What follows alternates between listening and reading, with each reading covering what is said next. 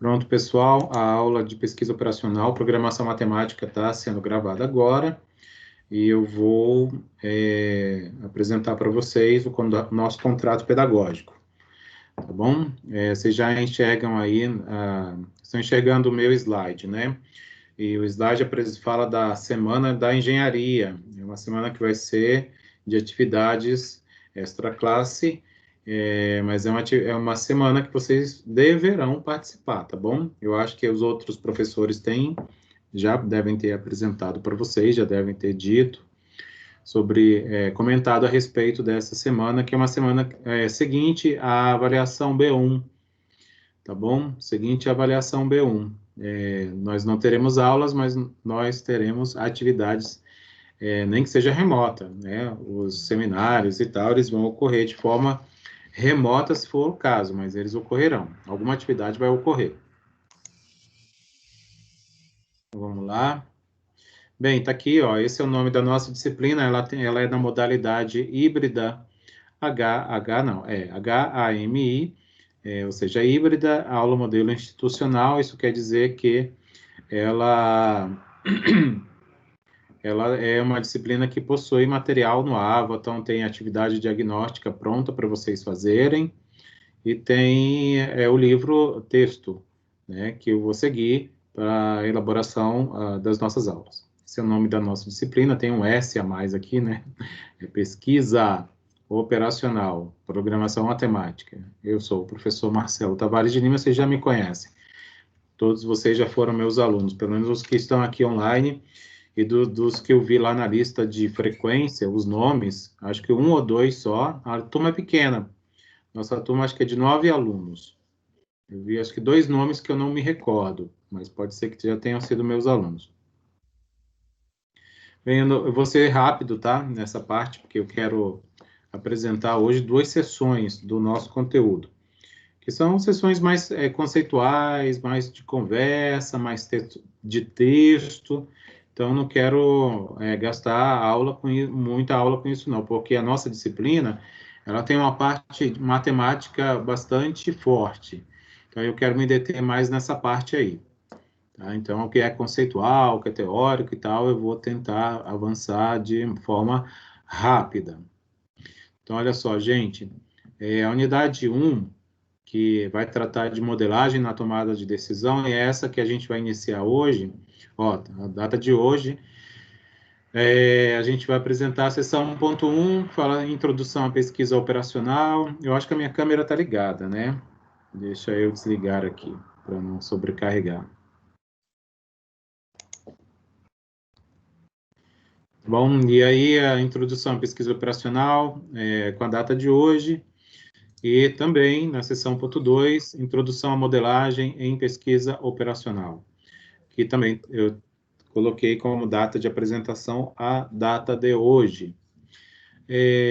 A sessão 1.3, a gente vai apresentar semana que vem, na data do dia 3/9, que trata da construção de modelos em pesquisa operacional. Aqui nessa sessão, a gente já vai começar a ver um pouco de matemática. Na sessão 1.1 e 1.2, que serão apresentadas hoje, nós não faremos cálculos, né? Vamos ficar mais na conversa. A unidade 2, que fala sobre programação linear, uma técnica bastante popular da pesquisa operacional, é o que nós vamos apresentar na unidade 2. Tá? Dualidade e sensibilidade, isso aqui é uma análise de diagnóstico do modelo que é elaborado. E aqui nós temos 3 sessões, o nosso livro-texto, as unidades são de 3 sessões, tá bom? Aí percebam que eu tenho aqui, ó, 3 datas previstas só para um método simplex, porque isso aqui é bastante importante e ele é bastante extenso. Então, eu decidi que a gente ficasse em 3 aulas com isso, porque aí a gente vai fazer exercício, eu vou passar a lista de exercícios, e aqui a gente vai fazer bastante prática. Na unidade 2.1 é uma introdução, vai ser apresentado no dia 3/9 também, ó, juntamente lá com a sessão 1.3, tá bom? Porque eles têm bastante relação. A sessão 1.3 com a 2.1 tem bastante relação, então dá para fazer numa aula só. E aí, seguidas, dia 10/9, 17/9, 24/9, a gente vai trabalhar com o método Simplex, que é o método mais simples de programação linear. A sessão 2.3, a gente vai falar sobre análise de sensibilidade e dualidade em programação linear, e vai ser apresentada no dia 1/10. E aí a gente encerra a unidade 2 e encerra o bimestre 1, tá bom? No dia 8/10, vai ser a nossa prova, tá? Nossa avaliação B1, oficial B1, que vai ser composta por esses dois conteúdos, da unidade 1 e da unidade 2. Seguindo, a gente vai ter a unidade 3, aqui vai ser prática, bastante prática. A gente vai ver bastante coisa em Excel. Tá? Talvez a gente veja no Arena, vou ver como é que a gente vai fazer. A Arena também é um programa bastante usado em pesquisa operacional, e aí, se der, a gente vê também nele alguma coisa. Então, é software de otimização, uso de solver do Excel. O solver é um suplemento do Excel. Então, tá aqui, ó, a semana de 13, na realidade, de 13 a 16, que eu coloquei lá, nem lembro mais. Mas aqui, nessa semana, vai ser a semana de engenharia que vocês vão participar. A gente não vai ter aula, mas a gente só volta a ter aula dia 22/10. Tá? Então, vai começar a sessão 3.1 na data do dia 22/10. Percebam que, ó, 3.1, 3.2, 3.3, essas coisas aqui, tudo tem muita relação entre elas. São sessões razoavelmente curtas. Por exemplo, a sessão 3.1 é super curta. A sessão 3.2 é a maior dessa unidade, e a sessão 3.3 é um caso particular da 3.2. Por isso que, veja só, a gente vai ver uma unidade só, numa data só. Então, é bastante coisa, né? Vai ser uma paulada. Mas vale a pena e a gente vai aproveitar bastante o nosso tempo. A unidade 4, a gente vai falar de programação inteira, também ainda em prática, né? Fazendo tudo isso que a gente vai ver vai ser com prática, em Excel ou em Arena, né? A gente vai ver como é que fica. Seção 4.1, vamos apresentar a introdução à programação inteira em 29/10. 4.2, soluções em programação inteira, dia 5/11. E 4.3, programação inteira mista e binária, no dia 12/11. E aí a gente fica com 2 noites aqui, ó, basicamente para ficar exercitando. Então, a gente vai correr um pouquinho, mas vai chegar aqui para revisar tudo que foi visto. Principalmente o que tiver na unidade 3, né? Na unidade 3, a 4 também. E aí, dia 3/12, 3/12 é a nossa avaliação oficial B2, tá bom? Então, a avaliação oficial B2. Segunda chamada vai ocorrer no dia 7 de dezembro, tá? Então, quem perder uma das avaliações oficiais vai poder fazer a substituição com a segunda chamada, tá? Inclusive, se perder as duas avaliações, B1 e B2. Faz a segunda chamada, valendo a nota da B2, né? Que, em geral, é a de maior pontuação, e faz, né? E se fizer, gera um custo aí para o aluno, mas mesmo assim é válido, né? E tem o exame, que tem 2 datas aí, segundo o nosso calendário oficial, dia 10 e 11/12, que é o exame final, né? Também para quem não atingiu a média de aprovação, né? E pode fazer o exame para obter notas que possam substituir as notas obtidas ao longo do semestre. Bem, a gente vai trabalhar, sim, de maneira expositiva, participativa, então é importante que vocês participem, tá? Com resolução de exercícios também, vamos fazer bastante resolução em Excel, principalmente. Acho que aqui a gente não vai precisar de calculadora científica, mas a gente vai precisar de um recurso de cálculo, então, ou uma planilha, ou uma calculadora simples, ou até mesmo a científica, se vocês já tiverem, tá bom?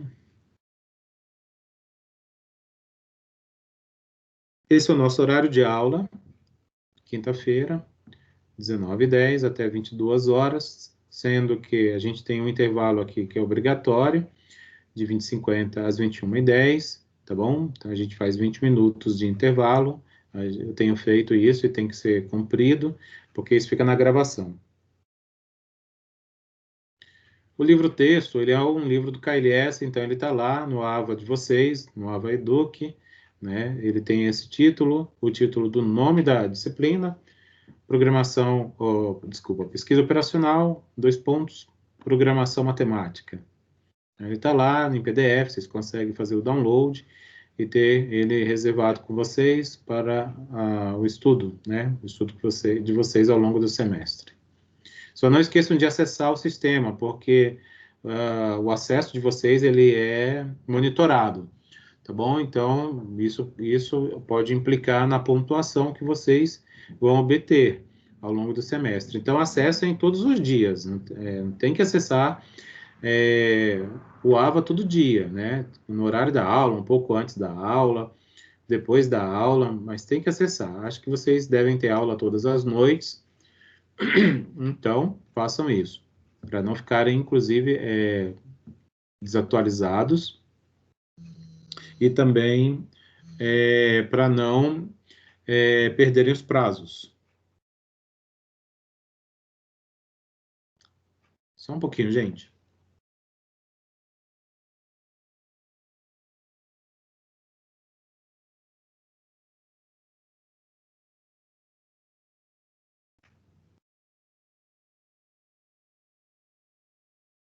Pronto.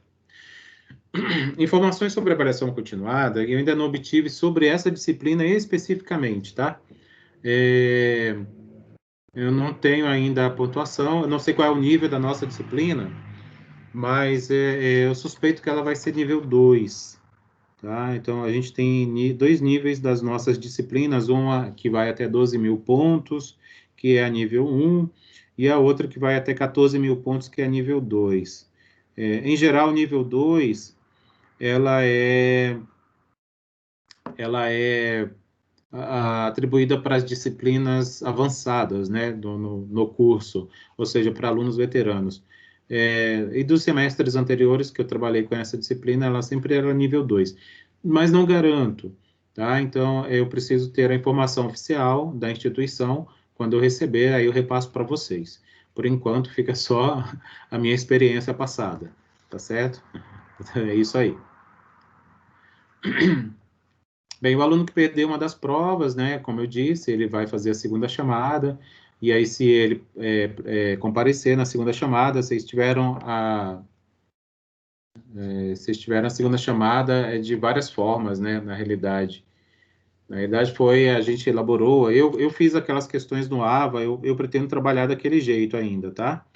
Elaborar questões do AVA e se a gente ainda permanecer ao longo desse semestre inteiro, ou pelo menos parte dele, até a prova, eu pretendo trabalhar da mesma forma como eu trabalhei com vocês no semestre passado, fazendo as questões lá no próprio AVA, e aí de lá vocês respondiam as questões, e ali já gerava uma nota, e já ficava registrado no sistema. Eu acho que aquilo lá é muito mais prático, e aquilo é bom fazer ali, porque rastreia tudo que é feito, né? Desde a minha elaboração das questões e a postagem para vocês, até o acesso que vocês fazem, né? Vocês sabem que podem acessar várias vezes, né? Entra, olha a questão, pode se retirar sem enviar e tal, depois volta até que vocês me enviem, e aí isso o sistema já apresenta uma nota para vocês, tá bom? Então é isso aí. E a segunda chamada vai gerar um boleto, né? Um custo para vocês se vocês comparecerem. Caso não compareçam, vocês vão para exame, se não atingirem 6.000 pontos, e aí no exame não há geração de custo, né? O aluno mas para ser aprovado ele tem que atingir 6.000 pontos na soma total da pontuação ao longo do semestre, né? Na pontuação da avaliação continuada. Bem, problemas relacionados com a disciplina, né? Sempre tento resolver. Na realidade, eu tento não ter problema, né? Mas se eles surgirem, né? Que eles fogem também um pouco do nosso controle, a gente resolve aqui, Beleza, gente? Assim, extraordinariamente, você já tem, né? Eu sei que você já tem o meu contato, mas eu tô para toda a turma minha agora eu tô mostrando meu telefone. Quero ver se eu vou ter paz nesse semestre. Mas enfim, eu acho que é importante. Eu acho que foi bom a gente ter criado grupos. Eu particularmente gostei e eu acho que a gente conseguiu administrar bem, né? A gente conseguiu se manter informado.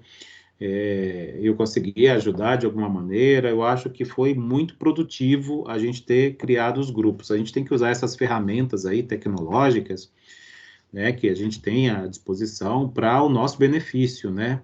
Então, nesse momento, eu tenho certeza que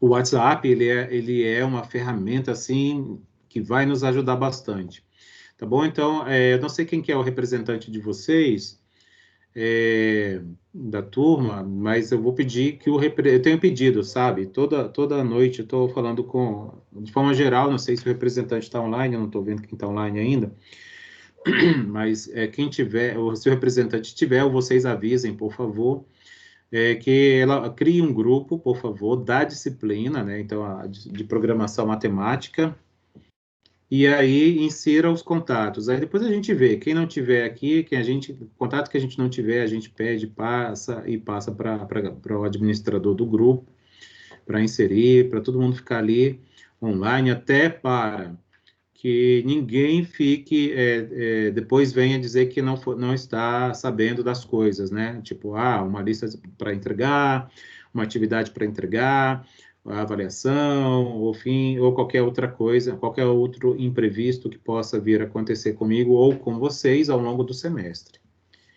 Tá bom? Vamos lá. Este é o meu contato que vocês já estão sabendo também, tá bom? mtlima@anhanguera.com, meu nome, Marcelo Tavares de Lima. Eu vou retirar essa apresentação, tá bom? Eu vou disponibilizar no AVA também. Hoje, depois da aula, eu já faço a postagem disso aí e vocês já ficam com isso lá documentado também. Só um momento. Alguém quer perguntar alguma coisa agora ou não? Enfim, fique à vontade para me interromper em qualquer momento, tá bom, gente? Vamos lá para a aula? Esperem só um pouquinho, deixa eu me organizar aqui com o PowerPoint e aí a gente manda bala. Deixa eu ver aqui. Cadê? Ixi, peraí. Tá, faltou isso.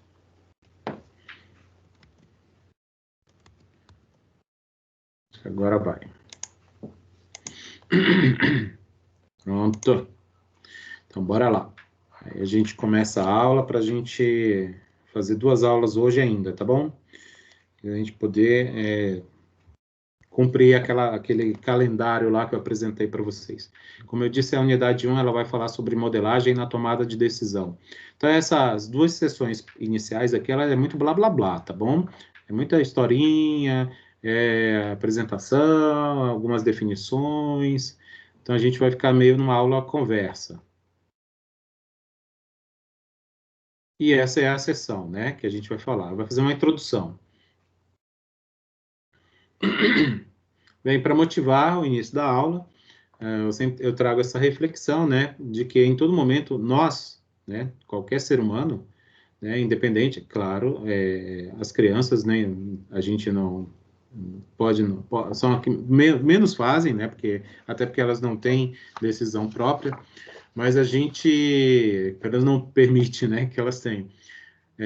A gente está tomando algum tipo de decisão, né? Eu vou, não vou na aula, preciso ou não comprar um novo celular, eu vou ou não viajar, eu vou ou não fazer uma pós-graduação, coisas do tipo assim, né? Então a gente está sempre colocando na cabeça, colocando na mesa, diante da gente, algumas situações onde a gente pratica a tomada de decisão. Então, isso basicamente é um instinto nosso, né? Vou dizer assim, eu posso até exagerar, ou não sei se é exagero ou não, mas enfim, eu posso dizer que isso é um instinto do ser humano, é tomar decisão, porque na realidade a vida exige isso da gente, né? Que a gente faça decisões para que a gente possa seguir um trajeto na vida, né? Seja na área profissional, seja na área pessoal, entre outras. Bem, e aí, obviamente, que a gente sempre busca aquela solução que é a melhor, né? Qual é o melhor para mim diante dessa situação? É claro que o melhor, isso é relativo, né? Isso vai depender muito da situação, né? Qual é a situação que a gente está enfrentando, né? Qual é a situação que a gente está encarando e que a gente tem que resolver no momento. E aí a gente tem que olhar para ela e extrair dali, daquela situação, o melhor cenário, né? Sempre. Claro que nem sempre a gente consegue, né? Mas é isso que a gente deseja, sempre. E aí, por diversos caminhos e muitas vezes caminhos bem distintos, né? A gente busca essas soluções. A gente chama de melhor solução, tá? Um jargão aqui dentro da pesquisa operacional é como solução ótima, tá? A solução ótima é aquela melhor, é a melhor solução dentro daquele cenário que a gente está lidando, tá? Para resolver problemas, né? Com a intenção de obter sempre bons resultados, né? Que é o que é o que está escrito aqui como resultados assertivos. Bem, depois dessa motivação, eu apresento para vocês um pouco das competências dessa disciplina, tá? A disciplina de pesquisa operacional. Ao longo dessa apresentação, eu vou falando para vocês o que é a pesquisa operacional e quais são as ferramentas metodológicas que ela utiliza para o seu desenvolvimento. Tá? Então, por isso que eu não apresentei já agora no começo, mas eu vou falando ao longo dessa apresentação. Bem, como competências da disciplina, temos que conhecer os modelos matemáticos. Então, já deu para perceber que a matemática vai fazer parte da metodologia dessa disciplina, né? Para a solução de diversos problemas. Aqueles problemas que podem ser resolvidos com essa metodologia, né? Nem todo problema pode, mas aqueles que puderem, a gente pode fazer uso da pesquisa operacional para isso. Bem, outra competência que caberá a vocês é conhecer e saber analisar de forma crítica o uso desses modelos, tá? Dos modelos. Que modelos? Os modelos matemáticos que compõem a pesquisa operacional. Outra competência é saber formular e implementar um modelo de programação linear. Vocês vão ver mais para frente que os modelos eles não vão aparecer, nem sempre eles vão aparecer prontos para vocês resolverem. Vocês vão ter que extrair, né, informações dos problemas para, a partir disso, construir o modelo. Por isso que é o que está escrito aqui, ó, saber formular e implementar um modelo. Tá? Então, saber formular é saber elaborar as equações ou inequações apropriadas e depois obter uma resolução, que é o que ele chama de implementação.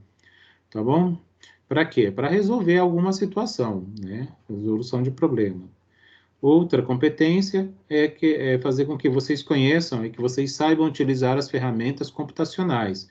A gente vou mostrar para vocês bastante coisa em Excel, mas porque o Excel é o mais simples dos programas onde é possível implementar um modelo de pesquisa operacional em programação matemática, tá? Mas não que seja o único programa computacional onde isso é possível. Tem programas muito mais avançados e muito melhores, tá bom? Bem, ela pode ser aplicada nos diversos setores, tá? Indústria, transporte, comércio. Por isso que, só lembrei agora, eu falei de transporte, por isso que o pessoal de logística, eles têm a disciplina de pesquisa operacional, tá? Aí no mercado financeiro, entre outros, por exemplo, o pessoal de administração também tem essa disciplina. E vocês, como futuros gestores, né, engenheiros gestores, vocês estarão nas indústrias podendo fazer uso dessa metodologia e nos outros setores também, né? A intenção é a busca da melhor resposta, né, da melhor solução diante do que se tem, né? Que são os diversos problemas. Por isso que ela é dita ser uma ferramenta gerencial. E aí, basicamente, o que fez surgir a pesquisa operacional foi a alocação de recursos, né? O que é a alocação de recursos? É a designação, por exemplo, vamos supor, eu quero fazer um bolo de laranja. E aí, só que eu não tenho muito fermento. Então, se eu não tenho muito fermento, por exemplo, eu não vou poder fazer um bolo muito grande, porque o fermento não será o suficiente, por exemplo. Então, fazer uma alocação, ou seja, é fazer o uso apropriado dessa fonte ou desse recurso, fazendo isso como uma analogia, é o que a pesquisa operacional busca, né? É utilizar da melhor forma possível as coisas, tá? E aí, especificamente as coisas que têm fim, né? Que é o que a gente chama de recurso finito, tá bom? Aquilo que acaba, para que ele não seja utilizado de uma maneira ruim, essa metodologia, ela tende a mostrar justamente o bom uso das coisas, tá bom? Bem, um pouquinho da história, tá? Um pouquinho de história. Ela surgiu, a pesquisa operacional como um todo, tá? Como um todo, ela surgiu na Segunda Guerra Mundial. A Segunda Guerra Mundial ocorreu nesse período aqui, de 1939 a 1945. E surgiu justamente nos campos de guerra, né? Os pesquisadores militares, americanos e ingleses, foram eles quem foram produzindo métodos matemáticos para fazer a alocação do material bélico que era utilizado para sobreviver na guerra, né? Ficar na guerra e vencer. E por serem recursos que acabavam, né, que se encerravam, que eram recursos caros também, eles passaram a produzir métodos de operação para fazer o uso adequado daqueles equipamentos. Tá bom? É por isso que o nome pesquisa operacional vem justamente daí, tá? Das pesquisas em operações militares. Por isso é pesquisa operacional o nome dessas metodologias que foram criadas, obviamente que se iniciou lá, mas hoje em dia elas são muito mais do que o que foi criado nessa época, né? Mas que tem também como fundo, né? Como cerne, a metodologia que foi criada lá por esses militares na Segunda Guerra Mundial. Foi nesse contexto aí que surgiu o método simplex. O método simplex, sim, surgiu lá na Segunda Guerra Mundial, criado pelos militares americanos, tá bom? Especificamente em 1950, tá? É claro que ele foi, vou dizer assim, ele foi gerado na Segunda Guerra, mas ele foi oficialmente considerado criado em 1950. E ele recebeu o nome de algoritmo de otimização para a programação linear. E aí, anos mais tarde, ele foi chamado de método simplex. Ele foi desenvolvido por esse pesquisador chamado George B. Dantzig, tá?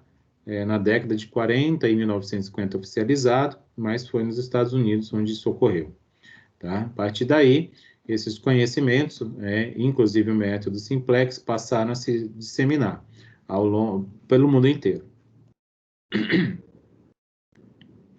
Bem, houve uma limitação, tá? Houve uma limitação do desenvolvimento da pesquisa operacional por se tratar de métodos matemáticos que precisavam de cálculos um tanto mais complexos. O desenvolvimento dela foi, de certa forma, lenta, tá? Foi lento, um desenvolvimento lento, porque não existia recurso computacional apropriado para que ela pudesse avançar, tá bom? Mas isso foi superado a partir do momento em que os computadores foram evoluindo, tá? E aí métodos, algoritmos, programações mais complexas e evoluídas puderam ser construídas, e aí sim a pesquisa operacional foi alavancada, né? O desenvolvimento dela foi maior e mais rápido.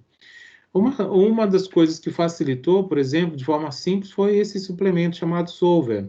É um suplemento do Excel. Tá? Quando a gente instala o Excel no computador, esse suplemento ele não faz parte dos suplementos padrões. A gente precisa instalar. Quando a gente for fazer uso dele, eu vou mostrar para vocês como instalar, caso vocês ainda não tenham instalado no programa que vocês vão utilizar. Inclusive, ó, nos laboratórios de informática lá da nossa faculdade, algumas vezes, quando eu fui fazer uso de Excel e fazer uso desse suplemento, em algumas máquinas ele não estava instalado, aí a gente tinha que instalar.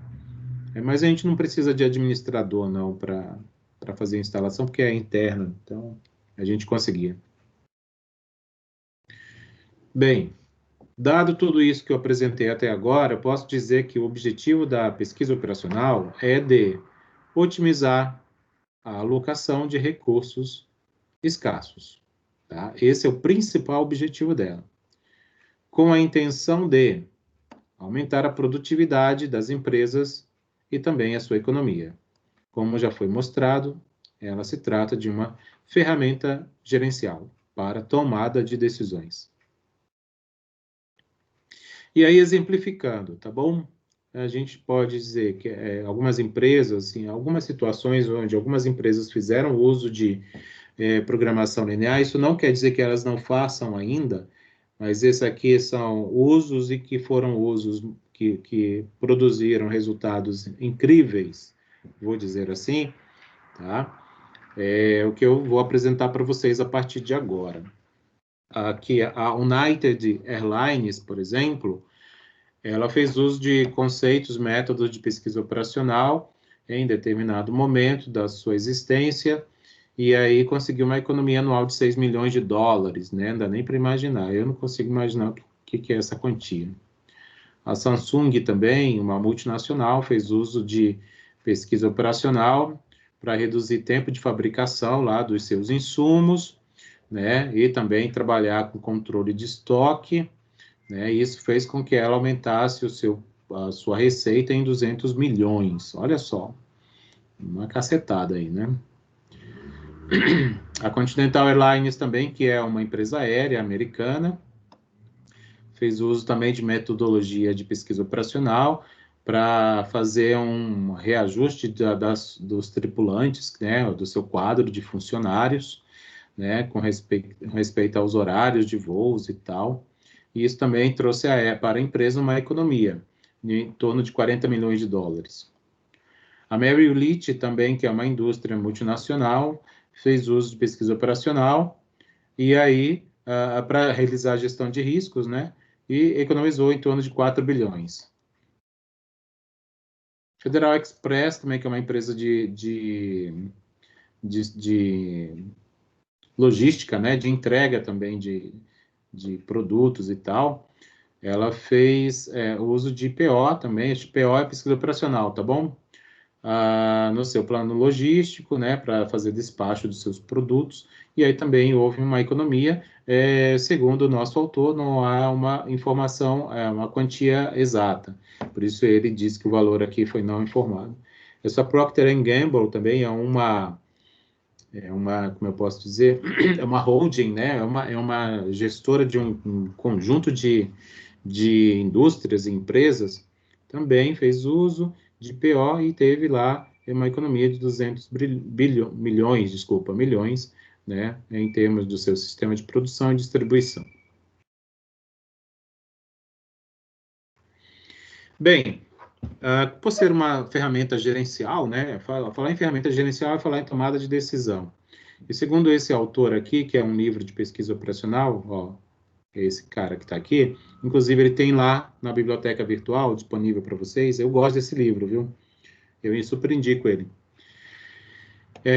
Para tomar uma decisão, a gente primeiro tem que ter um problema, concordam? Se a gente não tiver um problema, a gente não tem por que fazer tomada de decisão. Então, a gente precisa identificar um problema. Um problema, no caso de uma tomada de decisão, né, de um problema gerencial, a gente enxerga isso como uma oportunidade, né? E essa oportunidade vai nos permitir fazer uma escolha, né, uma forma de resolução, que é justamente a tal da decisão. E aí, segundo o Chiavenato, esse é um autor aí que é super conhecido, né? Escreve sobre a teoria de administração já há bastante tempo, né? Tá aqui é um livro, Gestão de Pessoas. Esse aqui eu não lembro de ter na biblioteca virtual, não sei se eu procurei ou não, não me recordo. Mas ele define decisão, tá? E aí ele define decisão dessa maneira: processo de análise e escolha entre alternativas disponíveis, de cursos de ações que a pessoa, né, ou a quem vai tomar a decisão, não necessariamente uma pessoa, vai seguir, né? Então, é uma escolha dentre o que está ali disponível, né? Então, isso é uma decisão. Agora sim, a gente consegue definir o que é pesquisa operacional. Ela que também foi extraída do nosso livro-texto, eu discordo um pouquinho, assim, pessoalmente, eu vou explicar já já por quê, tá? Mas vou apresentar primeiro a definição do nosso material. Ele diz o seguinte: pesquisa operacional é a ferramenta. É aqui que eu discordo. Eu acho que não é uma ferramenta, mas é uma metodologia. E aí, isso tem uma certa diferença, tá? De ferramenta para metodologia. Ferramenta é como se fosse, vamos supor, é um martelo que a gente vai pregar um prego. E uma metodologia não, seria uma cartilha, seria um manual, é algo mais amplo, sabe? Mas tudo bem que ele corrige aqui logo em seguida. Então, ele diz que é uma ferramenta ou um ramo da ciência, que busca desenvolver modelos, tá? E aí entenda como modelos, os modelos matemáticos e simbólicos. Para quê? Para ajudar as organizações e os indivíduos também dentro das organizações em seus processos decisórios, que é a tomada de decisão.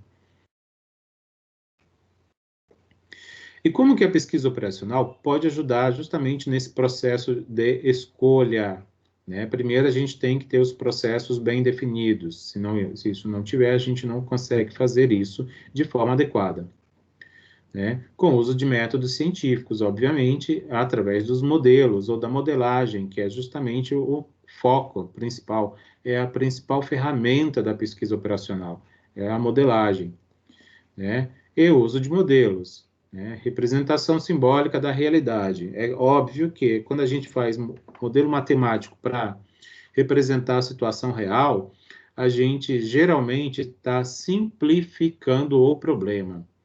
Tá bom? A gente é raro, não tem como. Os problemas que acontecem na vida real, eles são tão complexos, eles têm uma série de variáveis assim gigantesca envolvidas, né, na situação, que é praticamente impossível a gente elencar todas elas em um único problema. Então, fazer uso de modelo, isso, consequentemente, a gente também erra. Quando a gente passa a fazer uso de método científico, modelagem matemática, para resolver um problema real, a gente, intrinsecamente, a gente está permitindo que um erro ocorra, tá? É claro que esse erro ele é minimizado o máximo possível com o uso dessas metodologias válidas, tá bom? É por isso que a gente faz uso delas, porque a gente tem a certeza de que o erro que a gente vai cometer, ele é aceitável.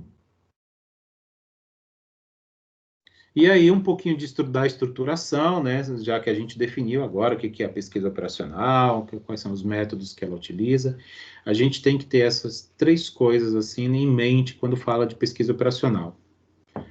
A primeira delas é a formulação do problema, porque, como eu disse, se a gente não tiver um problema para resolver, não tem por que a gente fazer uso dessa metodologia. Bem, formulação de um problema é o momento de definição, né, desse problema para uma coleta de dados. Então, é um método baseado em tomada de decisão em dados, né, ele é guiado por dados, que é o Data Driven, né? Não sei se vocês já viram esse termo lá no LinkedIn, ou mesmo nas lives aí corporativas que vocês devem assistir. É o Data Driven, é guiados por dados, né? Então, é fazer uso de dados para fazer tomada de decisão. O segundo, a construção de modelo matemático, a gente vai se focar bastante nisso aqui, tá? É óbvio que, paralelamente, eu vou tentar sempre trazer para vocês essa questão do olhar gerencial, do olhar analítico, tá? Para que a gente não se torne um mero resolvedor de conta matemática. Tá? Não quero isso. A gente tem que sempre ter uma visão, não só de usuário do método, mas também como gestor do método. Tá? Vocês, principalmente, estão aí se formando, engenheiros, futuros engenheiros, né, de produção, vocês serão gestores. Então, vocês precisam exercitar esse olhar de vocês, de como gestor, né, como os responsáveis pelas decisões, desde já. Então, lá, obtenção da solução, é onde a gente quer chegar sempre, né? E que solução? Qualquer uma? Não, a melhor delas, né? Aquela melhor possível, dentre as que nos é apresentada. E aí, para validar tudo que a gente fez, a gente faz a testagem, né, do modelo. Né? É importante que tanto o modelo quanto essa solução que a gente está buscando, que a gente encontra com o cumprimento daqueles 3 itens anteriores, né, que eles sejam testados, tá bom? Para verificar se tudo que está ali, que foi incluído, né, pode ser ou não executado de maneira apropriada. Por fim, estabelecimento de controles, né, sobre o que a gente construiu, né? É fazer uma análise se é necessário ajuste ou não, se for, onde, né? Então é para a gente fazer, tipo, dar uma chancelada, né? É ver tudo que a gente fez, se está bem, está redondinho, beleza? Então a gente vai lá e dá o carimbo de aprovado. E aí, botar na linha de produção, né? Colocar para produzir tudo que foi feito até então. Bem, continuando aqui, segundo esses autores, que são autores desse livro, esse livro está na biblioteca virtual, esse eu lembro, já fiz uso dele. O Hiller Lieberman, no livro de 2013, eles têm uma definição para problema, então a gente tem que ter isso bem claro na cabeça da gente quando for fazer tomada de decisão com o uso de pesquisa operacional. Né? O problema ele vai envolver alguns aspectos, dentre eles o delineamento de objetivos. Então, se a gente tem um problema real para resolver, a gente precisa levantar objetivos para que a gente trace um caminho, né, e obtenha soluções. Fazer o levantamento de restrições, né, o que pode e sobre o que deve ser feito. Por que a gente precisa disso?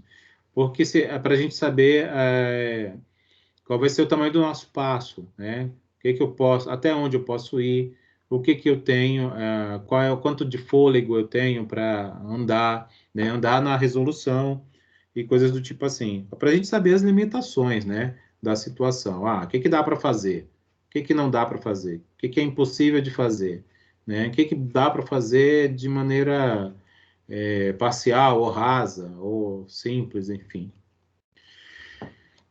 Identificar se esse problema que a gente identificou, se ele tem alguma interação com outras áreas, né? Vamos supor das áreas das organizações. Eu trabalho na área de estoque e aí eu quero saber se esse estoque no qual eu trabalho, ele tem alguma relação, né? Um problema foi criado ali, né? Eu estou com um problema nesse setor de estoque e esse problema tem relação com a linha de produção, de algum item lá dessa indústria, por exemplo.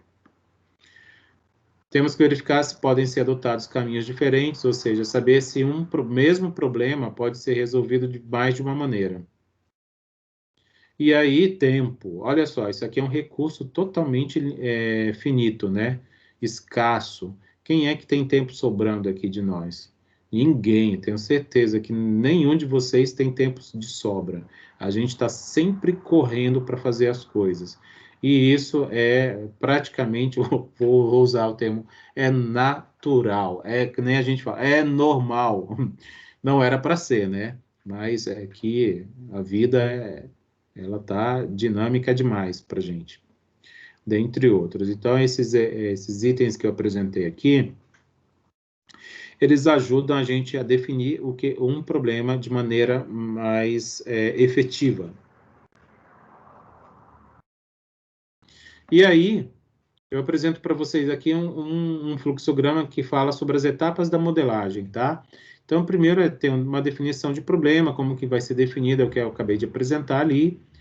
Com isso, a gente vai ter a possibilidade de construir um modelo de maneira inicial, que seja fazer uma validação. Essa validação vai me dizer se isso que foi inicialmente elaborado pode continuar.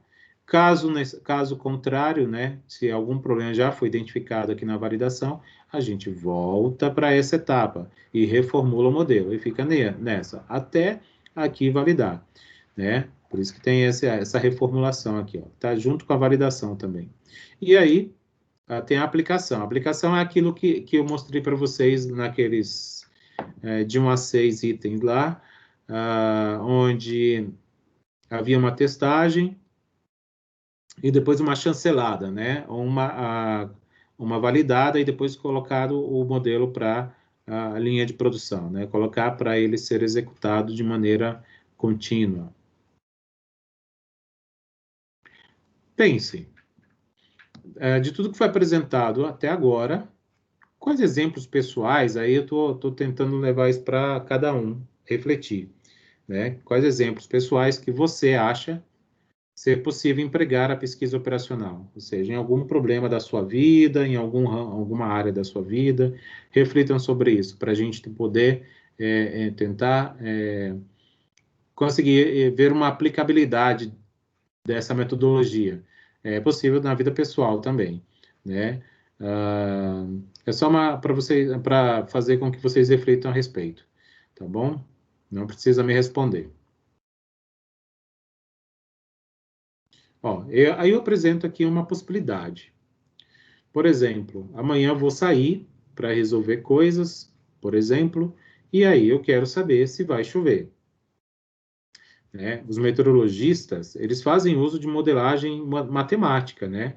Para depois entregarem os relatórios aí para os meios de comunicação, por exemplo, né? E de fazer divulgação geral para mostrar a previsão do tempo. Boa parte do que eles utilizam ali para a produção das previsões que eles fazem são modelos matemáticos.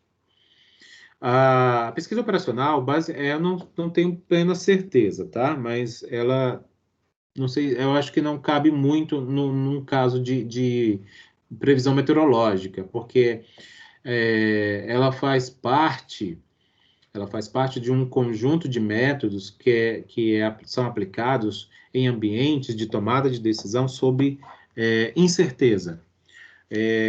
Vocês vão ver em algum momento, não sei se é nessa disciplina, acho que não, mas talvez seja lá na disciplina 2, a de simulação. A gente vai ver análise de decisão. E essa teoria, ela divide a decisão em três grandes ambientes, em grandes partes, né? Onde são os ambientes que ela cita. E o primeiro deles é a tomada de decisão sob certeza, ou seja, plena certeza do que vai acontecer. Então, a gente usa métodos já sabendo o resultado que vai ser obtido. O segundo, ambientes de tomada de decisão sob incerteza, é quando a gente tem um conjunto de resultados que podem acontecer e a gente sabe quais são, mas a gente não sabe qual deles vai ocorrer, mas a gente tem métodos que nos levam a eles. A pesquisa operacional, ela faz parte justamente desse pacote de métodos, desse que eu acabei de citar, ambiente de tomada de decisão sob incerteza. E existe um terceiro caso, que são os ambientes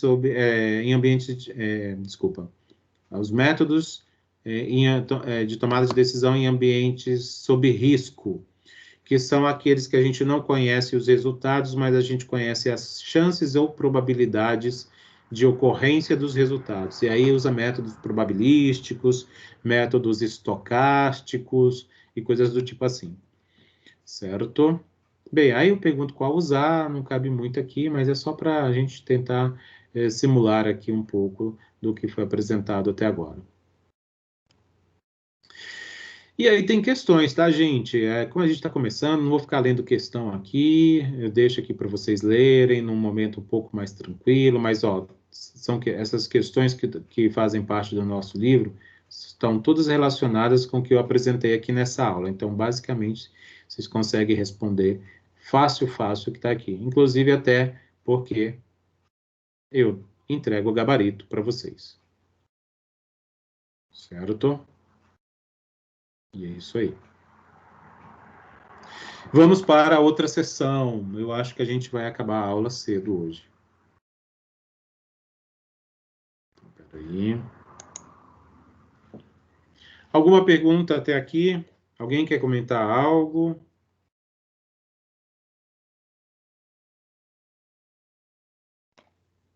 Acho que teve alguém aqui. Só um pouquinho. Não, né? Vocês não querem se manifestar. Deixa eu ver quem está aqui. Elizabeth já está aí, Graziela, Matheus, Wilson, tem mais gente que não veio, né? Tudo bem, é que a gente está começando, é a nossa primeira aula, é assim mesmo. Olha só, as motos nervosas aqui na minha rua. De Boa noite, todas... professor. O professor tá no bailão, velho. Verdade. Tá só no... Tá no bailão, professor, certeza. A minha rua, eu moro no centro de Campinas. Essa rua, cara, é a rua dos botoqueiros, porque os caras ficam toda noite, eles entregam bastante, né? Pedido, ainda mais agora na pandemia. As pessoas fazem muito pedido. Então, é nervoso o negócio aqui. Verdade. Marcelo, Oi. eu conectei aqui um pouquinho atrasada. Sim. Essa matéria vai cair bastante parte de matriz também? Vai. A gente vai trabalhar um pouquinho com sistemas de equações, e aí a gente vai trabalhar um pouco com matrizes, sim. Análise de Pareto, essas coisas? Não, isso não. Ai, graças a Deus. Pareto não, Tá eu bom? tava pensando aqui. Não vamos. A gente vai... eu já nem penso mais, eu só espero acontecer, viu? A gente vai entrar, a gente vai ver um pouquinho da geometria analítica, um pouco de teoria de matrizes, tá? De sistemas de equações. A gente vai, é claro que vai ser um pouco mais simples até. Mas é isso que a gente vai utilizar bastante aqui nesse curso. É que eu tive essa matéria já na Exanc, quando eu fazia administração e marketing lá, e caiu matriz de Eisenhower, essas coisas. Não lembro muito os nomes lá, mas... Na realidade, o nosso material ele não faz uso disso, né? É que isso já é uma coisa bem mais avançada. Eu não sei, na realidade, se a gente vai chegar a fazer uso disso, mas até onde eu vi, não tem nada disso. As coisas são mais simples aqui. Ai, que bom. Tá bom? Melhor. Bem, deixa eu compartilhar com vocês aqui a outra sessão, tá? É outra sessão, então a gente tem aí alguns slides para apresentar.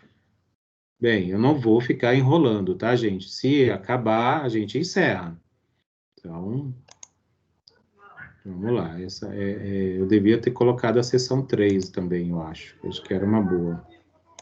Porque aí a gente matava a unidade 1 numa aula só. Deixa eu pegar aqui. Tá vendo como tem esse início da unidade, ele é muito rápido. É muito blá, blá, blá também, então não vamos perder tempo com isso, não. Opa, peguei errado. Espera aí. Espera aí, gente, só um pouquinho. Agora sim. Deixa eu... Acho que agora vai.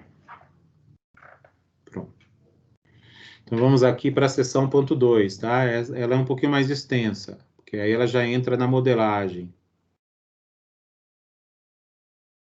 Então, tá aqui o objetivo dessa sessão é definir um problema, né, que a gente já definiu, a gente vai só melhorando essa definição, a gente vai mostrar método de coleta de dados para ter informações a respeito de um problema, vamos mostrar os tipos de modelos, as fases do processo de modelagem, que inclusive eu apresentei um pedaço dela agora na sessão ponto 1, e vamos ver alguma aplicação.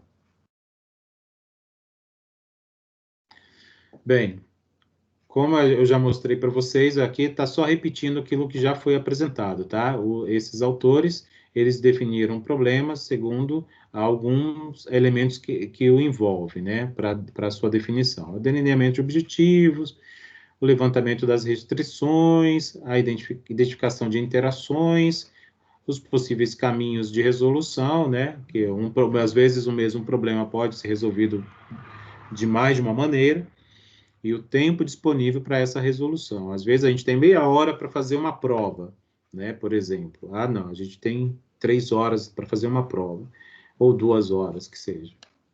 Então, isso vai impactar diretamente no resultado. Né? Ainda segundo esses autores, delinear objetivos para quê? Né? Quem que vai definir? O que se pensa a respeito disso? Né? O que é objetivo? Né? Então, quando a gente fala de delinear objetivos, a gente consequentemente, a gente faz esse monte de pergunta, né? Ah, mas o que é objetivo? Qual é o objetivo desse tipo de problema? Como que a gente pode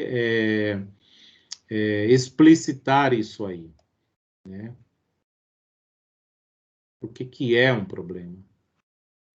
Imagina que você está em casa trabalhando no computador, né, acho que é o que a gente está, né? Se a gente não estiver no computador, a gente está no celular, e aí de repente ele para de funcionar. Você percebe que há algum problema, concorda? Mas você consegue especificar qual é esse problema para fazer com que o seu dispositivo ou a sua máquina tenha parado de funcionar? Então, é aí que começa esse processo investigativo, né? Quando a gente vai tentar descobrir o que aconteceu, por que aconteceu, e aí a gente vai começar a criar objetivos. Putz, isso aí aconteceu, agora eu preciso resolver. Mas eu preciso resolver já é um objetivo, concorda? Ah, mas eu preciso resolver como? Ah, eu mesmo sei fazer, eu mesmo sei arrumar. Beleza, então esse é o processo que eu vou seguir. Ah, não sei, vou ter que levar na assistência técnica, vou ter que levar para o meu amigo, vou ter que levar para o vizinho, enfim. Né? Então a gente começa a criar estratégias de resolução do problema, que são exatamente aqueles itens lá que eu citei, que correspondem a essa parte, essa coisa mais prática que eu estou citando aqui. Né? Definir, verificar quais são as relações com o que aconteceu, com o ambiente, né? Se tem alguma coisa que causou o problema, né? Quais são as interações, né? Qual é o tempo que eu tenho para consertar o meu aparelho, por exemplo, e coisas assim. Nas organizações, essas coisas elas são mais profissionais, né? É claro que, de forma análoga, a gente pode dizer assim que é como se a gente fosse resolver um problema pessoal ou caseiro, né? Mas só que aí a gente vai, na indústria ou na organização como um todo, na empresa, a gente faz uso de ferramentas metodológicas. Por que a gente faz uso de metodologia válida? Porque essas metodologias existentes, elas validam o nosso trabalho. Assim, o que é validar o nosso trabalho? É a gente fazer a coisa com a ferramenta correta. Né? Na indústria, a gente não vai, na empresa, na indústria, na organização que seja, a gente não vai por intuição resolver as coisas. Imagina resolver um problema que envolve um custo alto, né? A produção de equipamento, ou que pode causar um prejuízo financeiro grande, etc. A gente não pode fazer uso de intuição, por exemplo, em situações desse tipo, em situações de ambiente profissional. Por que eu estou falando disso tudo aqui? Porque o diagrama de Ishikawa, por exemplo, que é o que vocês já devem conhecer mais que eu, né? Vocês que estão aí já há alguns anos de informação como engenheiros de produção, né? É o diagrama de Ishikawa, ou o diagrama de causa e efeito, é a espinha de peixe, tem esses nomes aí, né? Ele permite com que nessa etapa da identificação do problema, que a gente levante essas causas, por exemplo, as interações, por que ele ocorreu, né? O que está mantendo a permanência dele, por exemplo, o problema está acontecendo e ele não consegue, ele não se encerra, por quê? Coisas do tipo assim, né?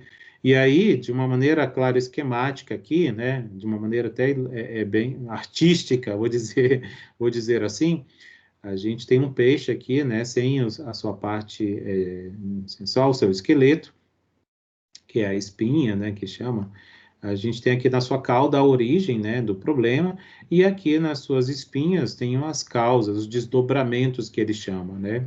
Para que a gente consiga elencar isso e ter isso de forma explícita, para que a gente consiga encontrar no horizonte uma solução, tá? Uma solução, que é o que ele chama de efeito, né? Qual o efeito que também ele pode causar. Enfim, conseguindo enxergar isso aqui, a gente consegue criar um contexto ou um cenário para que a gente enxergue a ferramenta ou as ferramentas apropriadas para atacar isso que está sendo produzido aqui como efeito.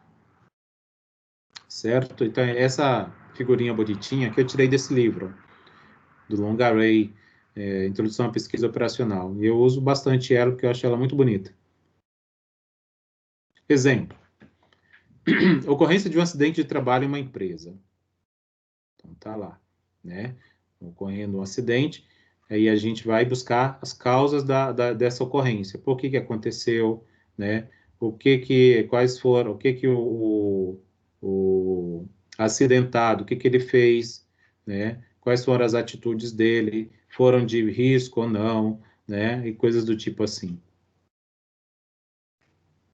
Aqui tem um outro exemplo, ó. Esse aqui está de maneira mais simples, é como as empresas realmente apresentam, né, fazem, constrói lá nos seus programas computacionais, por exemplo, do acidente do trabalho, que eu acabei de apresentar, né, as causas estão todas aqui listadas, né, as possíveis causas, na realidade, né, a gente não sabe, nesse momento que ele é construído, algumas são de fato, outras são meras hipóteses, ou coisas do tipo assim.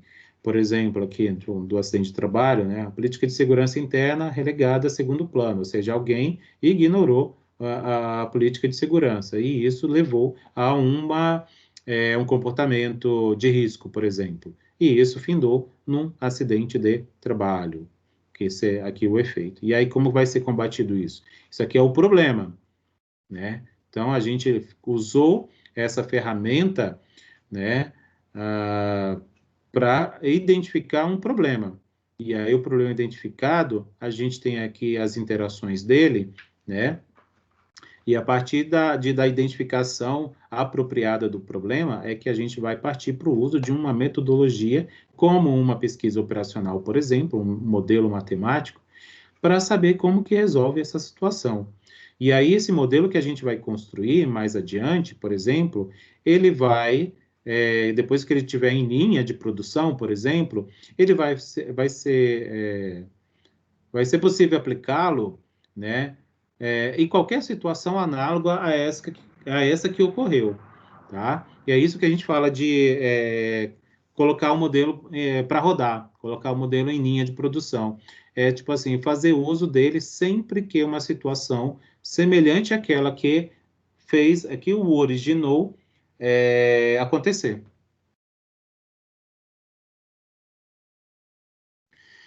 E aí vem novamente a pergunta, né? O que é um problema, gente, né? O que é um problema? Em pesquisa operacional, vou me delimitar ao que a gente está, o nosso contexto é esse. O problema será, tá? Será representado por um modelo. Novamente, né? Que tipo de modelo? Então, o modelo matemático que eu acabei de citar. Certo? Bem, para isso, eu vou apresentar os tipos de modelos que existem, não só os modelos matemáticos, mas de uma maneira geral, como a teoria apresenta aí, a metodologia científica, certo? Bem, o primeiro deles é o que são conhecidos como modelo icônico ou concreto. Quem compõe esse tipo de modelo? Tá? O modelo analógico também. Quem que vai fazer parte desse tipo? E, por fim, o terceiro tipo, que é o simbólico abstrato. Já adianto para vocês que o matemático que a gente vai trabalhar se encontra nesse terceiro tipo, tá? O simbólico. Para começar a descrever cada um desses três tipos apresentados, eu apresento para vocês o modelo icônico ou concreto. Esse tipo de modelo ele é construído com fatos da realidade, por exemplo, um mapa, né? Eu tenho um modelo aqui geográfico, a distribuição dos municípios. Que municípios são esses? Que região é essa? É a região metropolitana de Campinas, que é composta por 20 municípios. Vocês sabiam disso? 20 municípios compõem a região metropolitana de Campinas. E o último município a ingressar na região metropolitana de Campinas foi Morungaba. Morungaba não fazia parte, até há pouco tempo atrás, da região metropolitana de Campinas. Agora ela faz. Ele. A cidade, né? O município. O Morungaba. Tá certo? Modelo analógico, tá? É representação física de fenômenos físicos. São modelos muito utilizados, então, na física, né? Um termômetro, ele pode medir a temperatura, né? E ele é um tipo de modelo. E dentre outros equipamentos, para medir aqueles que medem a velocidade do vento, que eu esqueci o nome, que medem a pressão atmosférica, etc, etc. Tá? Esses tipos de equipamentos que medem essas coisas, eles são considerados como componentes de um modelo analógico. Tá? Eles praticam a representação física de um fenômeno. E aí, por fim, o que a gente chama de modelo abstrato ou simbólico porque faz uso de símbolos, né? Temos aqui os modelos com representação matemática. Tá? Isso aqui é um modelo de programação linear, olha só. Percebam que a gente vai ter aqui uma equação, mais outras desigualdades ou inequações, tá? E aí, os modelos, esse tipo de modelagem aqui é chamado de abstrata ou de simbólica. Tá? Por exemplo, a previsão do tempo lá, como eu disse para vocês. Bem, para isso, para que a gente possa construir ou utilizar a metodologia de pesquisa operacional para resolver um problema, a gente precisa seguir alguns passos, né? Depois de tudo isso que eu apresentei aqui para vocês, para a gente identificar um problema, para a gente elencar quais são as interações que se tem com esse problema que a gente identificou, dentre outras coisas, a gente precisa ainda elencar outros passos ou outras etapas. Bem, a primeira deles obviamente, como eu já disse, a formulação desse problema, né, para saber se existe ou não um problema de fato para ser resolvido ou não. Segundo, a construção do modelo, né? A construção do modelo, aqui, óbvio que aqui dentro tem um monte de subetapas ou subpassos, né? Tem um monte, que aí a gente vai ver mais para frente. Terceiro, a obtenção de uma solução do modelo que foi construído aqui, né? Por várias etapas aqui dentro, né? Verificar se esse modelo construído tem solução. Se existe solução, a gente vai verificar se ela é válida. Se ela é válida, quer dizer o quê? Quer dizer, se ela resolve meu problema. Muitas vezes a gente chega num resultado, mas aquele resultado não serve. Por exemplo, se ele não serve, o modelo não é validado. Mas se ele for, aí ele vai ser implantado, aí ele vai ser colocado, né? Vamos supor, opa, beleza, tá aqui, agora eu já sei como resolver, por exemplo, né? Uma integral tripla que o João Paulo passou, toda vez que ele passar uma integral tripla, já sei como que resolve, porque eu já sei qual é o caminho que eu devo seguir. Então, a gente já tem um modelo mental aqui, por exemplo, né? Eu estou fazendo uma analogia aqui, mas é como se fosse assim, implantar a solução é a gente guardar a forma de resolução de problemas semelhantes, né? A esse que a gente solucionou e obteve esse modelo. Já falamos, né, disso aqui, da formulação de um problema. O modelo matemático, obviamente, que é isso aqui, tá, gente? Isso aqui é o que a gente vai desenvolver ao longo do semestre, tá? Então, a construção de um modelo, isso aqui é o assunto do semestre. Então, isso aqui é que a gente vai esmiuçar, tá bom? E aí eu apresento essa pergunta, né? Faço essa pergunta a vocês. Por que um modelo? Né? Porque eles podem fazer revelações, né? De relações entre as variáveis do meu problema, né? Por exemplo, ganho de peso e quantidade de alimento ingerido, né? São duas variáveis aí que estão altamente relacionadas. Vocês concordam? Né? Geralmente a gente está tendo ganho de peso quando a gente está comendo muito, né? Obviamente que nem sempre é por esse motivo, mas isso pode ser, em geral, é um dos motivos do ganho de peso, né? Então a gente precisa, vocês vão ver mais para frente que toda vez que a gente for construir um modelo, como a gente não vai conseguir levar em consideração todas as variáveis envolvidas, a gente vai ter que ter a capacidade de selecionar aquelas que são as mais importantes para resolver o problema que eu estou enfrentando. Tá? Então, isso é um exercício assim, quando a gente consegue ter isso bem desenvolvido, isso dá um diferencial absurdo para o profissional. Então, é legal que vocês desenvolvam isso, né? Ou seja, quando a gente faz isso, a gente está fazendo o quê? Um processo de experimentação, né? A gente está praticando isso, que é uma das etapas da pesquisa científica. Então, de certa forma, independente se eu estou no meio acadêmico, né, no meio da educação, da pesquisa científica ou não, eu posso fazer a investigação científica mesmo na indústria, na organização, na empresa, onde quer que seja. Vai depender justamente só da linha do raciocínio de resolução do problema, do raciocínio lógico utilizado. E aí o método científico também. Obtenção de uma solução. Se o modelo for muito complexo, achar uma solução também vai ser complexa. Se ele for muito simples, ele pode não resolver o meu problema. Olha o impasse.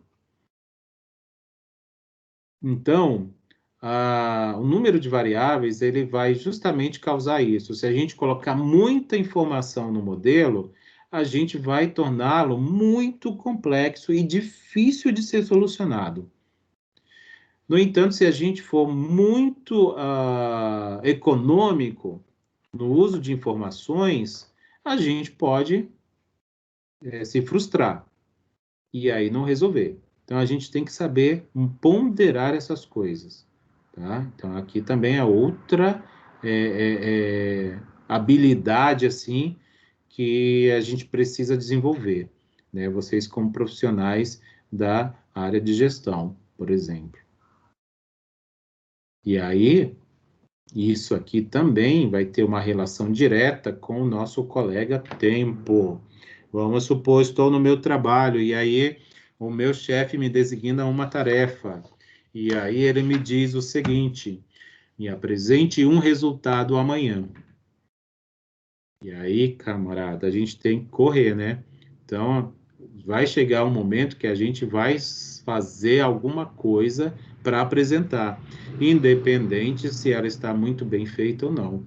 O importante é que a gente tenha algo para apresentar. Então, tempo, ele tem uma implicância muito forte justamente nessas coisas aí. Quando a gente começa a delinear o problema, incluir aquilo que é importante para a sua solução, né?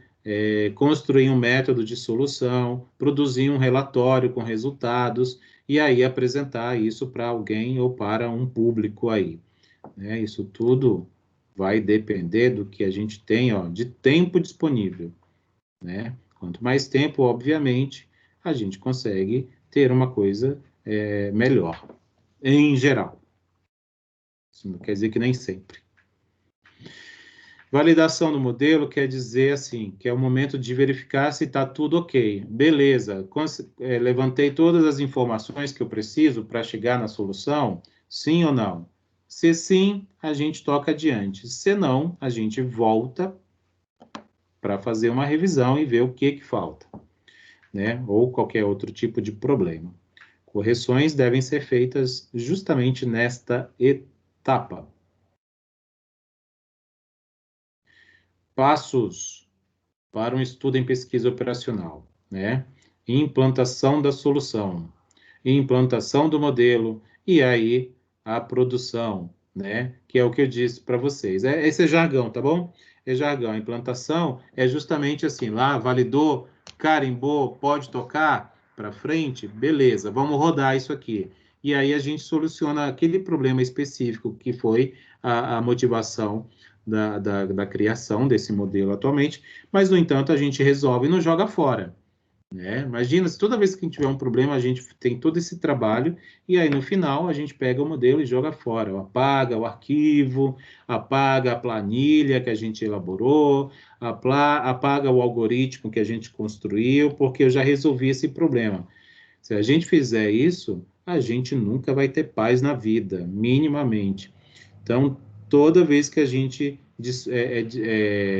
dispensa um tempo para resolver um problema, é certo que isso deve ser documentado e guardado, porque os problemas que vierem surgir mais à frente semelhantes, a gente já sabe como resolver e faz uso da ferramenta construída por nós. E aí, isso aqui que eu apresentei para vocês, lembra? Não foi na aula anterior, foi na sessão anterior, né? Isso é quando eu apresentava isso um por aula.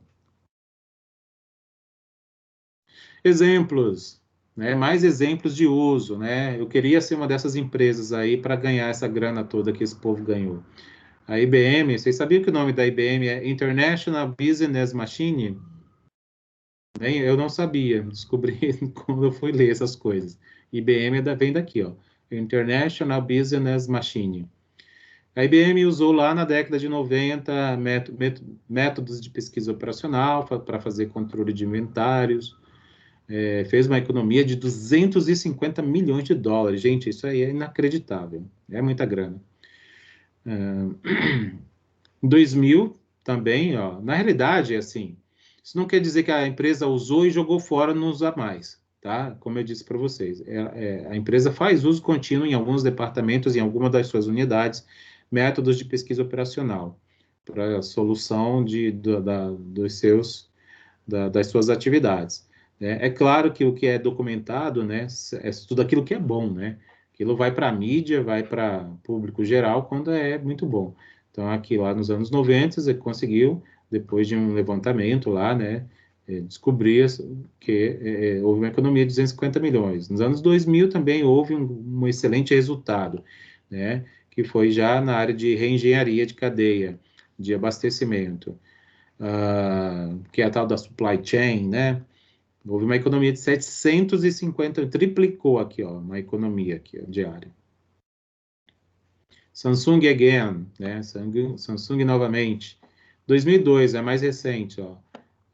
O tempo de fabricação, né, de alguns dos seus produtos, nível de estoque, né? Hoje em dia, não sei se vocês já leram, têm lido a respeito disso, mas nos nossos tempos atuais, a gestão de estoque, ela tem sido cada vez mais importante, porque a gente está ficando sem espaço para as coisas, né? A população mundial está crescendo, as cidades estão se ampliando, estão se verticalizando muito, né? Ou seja, não está tendo espaço, porque a Terra é do mesmo, ela tem o mesmo tamanho desde que ela existe, né?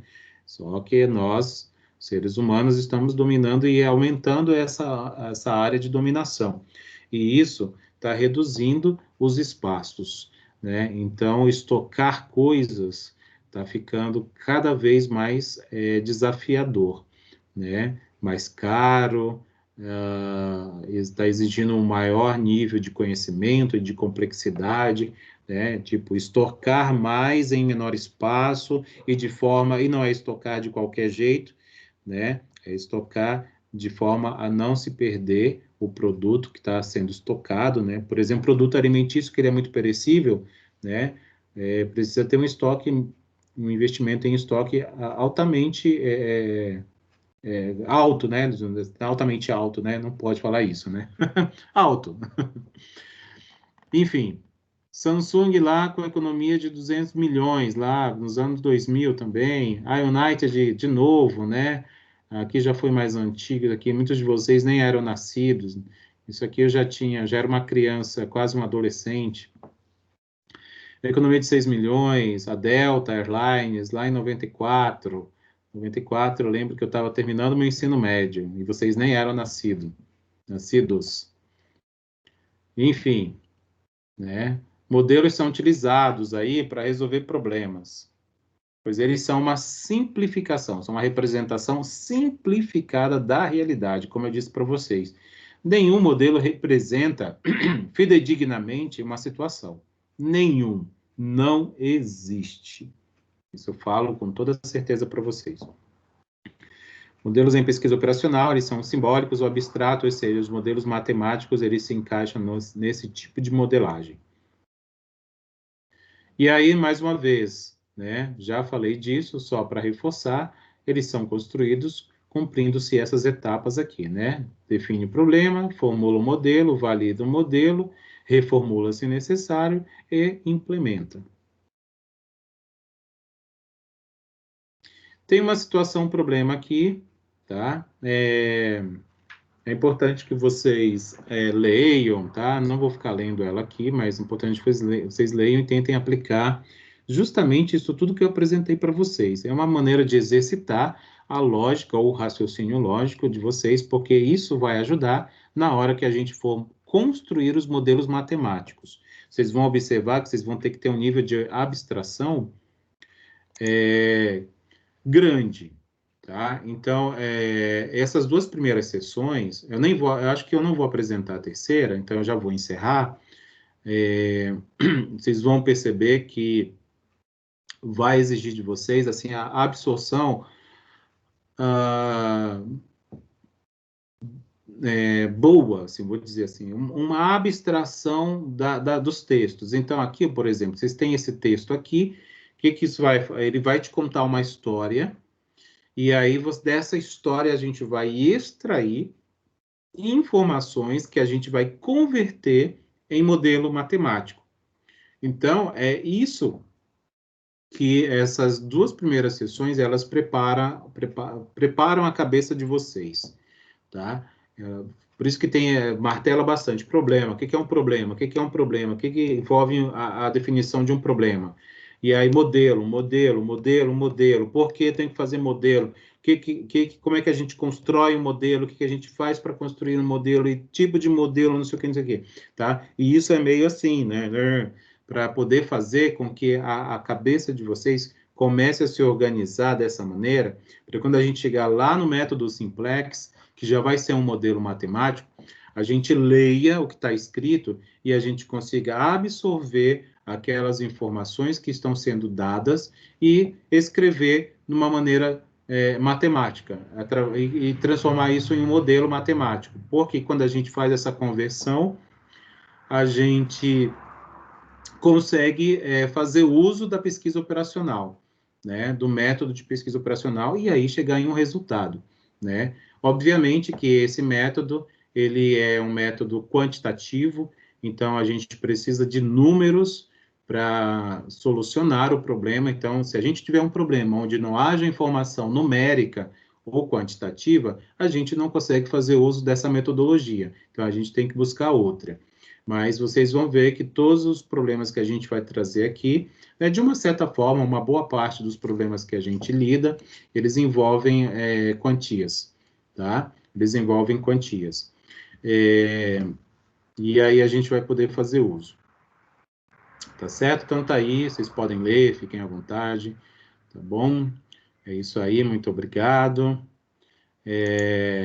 Eu vou encerrar a gravação e aí vou deixar aberto aqui, a gente tem um tempinho ainda, a gente pode conversar um pouquinho para tirar dúvidas as dúvidas que podem ter surgido aí. Vou encerrar a gravação, gente. Até.